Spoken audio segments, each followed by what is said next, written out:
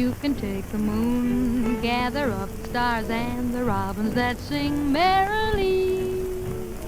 Put 'em in a box, tie 'em with a ribbon, throw 'em in the deep blue sea. You can take the flowers down in Lover's Lane and that sentimental poem. So everyone, it's Alerii and welcome back to my channel. I hope you're all staying safe, staying well and all that jazz.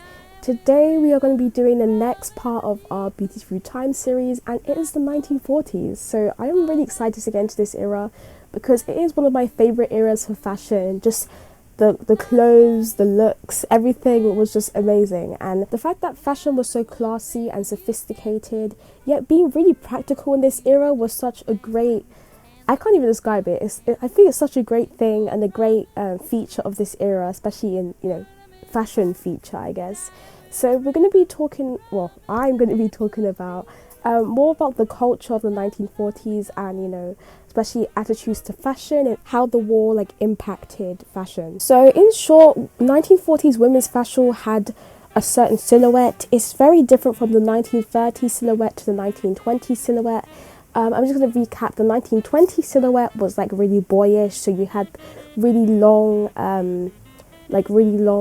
dresses that didn't show any curves because they wanted to emphasize boyishness. The 1930s, however, was a fusion between the 40s and the 20s. The 30s had butterfly sleeves and different types of collars that were still used in the 40s, but they also had a long, dresses were still kind of long, while in the 40s they began to get shorter. And as the eras went on, we can see a pattern where dresses and just general clothes kind of get shorter and shorter. And as you can see, in the 20th century we have a wide range of different lengths of clothes to choose from. So as I will continue this series, we will go into how different clothes get shorter and what that meant for the kind of stuff that was happening at that time. But we are going to go on to kind of how World War II changed 1940s fashion and how it impacted how women dressed and how people responded in terms of fashion to it. Most people know, looking at 1940s fashion, you can see the blouse and the skirts, and this was actually a choice that was used because the war needed a lot of money and a lot of resources to go to the men fighting, so the women had to kind of adapt to this. And a lot of women still wanted to be fashionable, so they paired up blouses with skirts, and this was kind of the main kind of look for the 40s. For most of the photos you'll see women in blouses and kind of mix and match kind of stuff going on. You can see different patterns, and yeah, it was basically a response to how the war made fabrics more costly.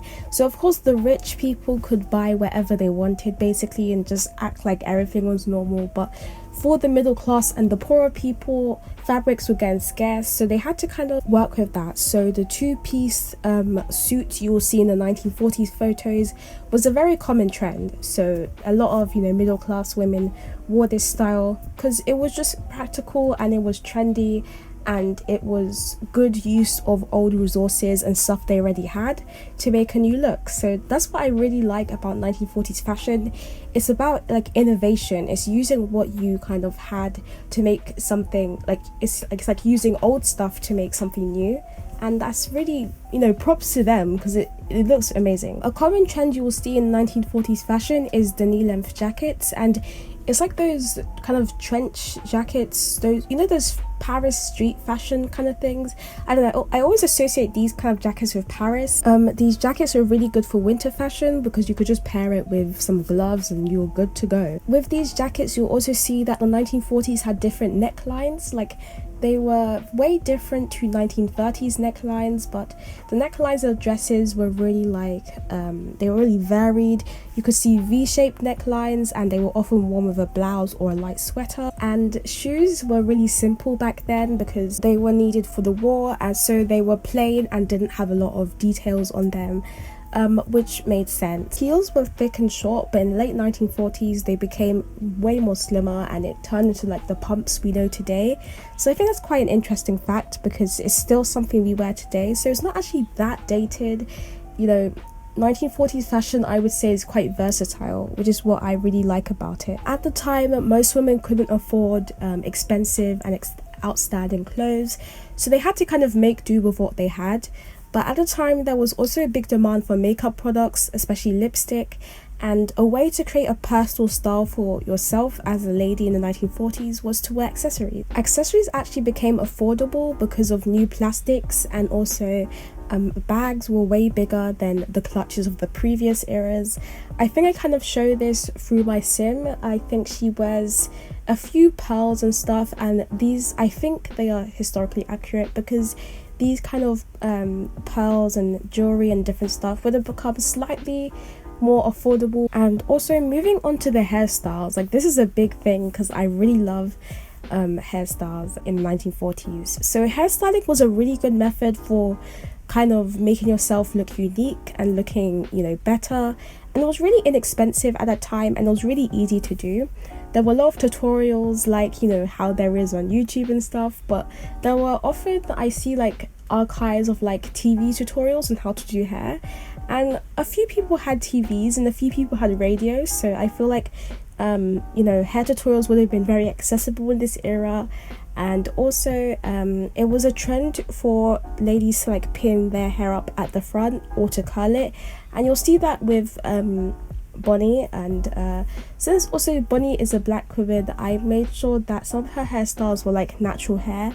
And I did look up some pictures of 1940s black women, and it does they do have a lot of the hairstyles that Bonnie has, and I really like these hairstyles. Like, maybe I would try them one day, but I feel like I would get heat damage for my hair because my hair is really like, it can be really brittle sometimes, so I'd rather appreciate it than actually do it. But yeah, on top of hair, small hats were favored, so hats were really common in these eras, like 20s, 30s, 40s and 50s. Really loved the look of hats because it really emphasized you as a lady. A last summary of how fashion was in the 1940s was flannel pants. So my sim doesn't really wear Bonnie doesn't really wear flannel pants, but flannel pants, I'll show a picture now, were a look.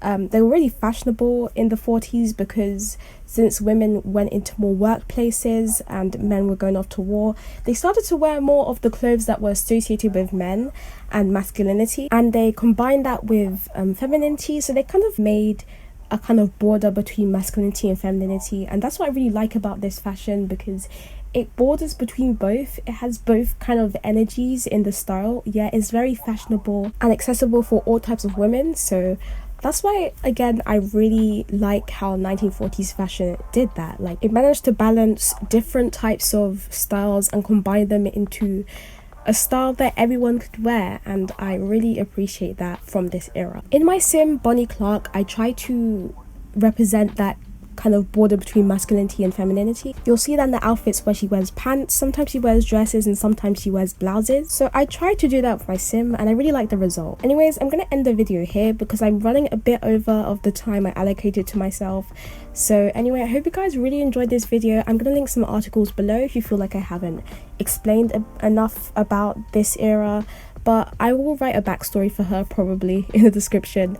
And anyway, I will see you guys next video. Have a lovely day, and remember to check the description below for links and petitions to sign for BAME communities. I really appreciate that. And yeah, I will see you guys next video. So goodbye.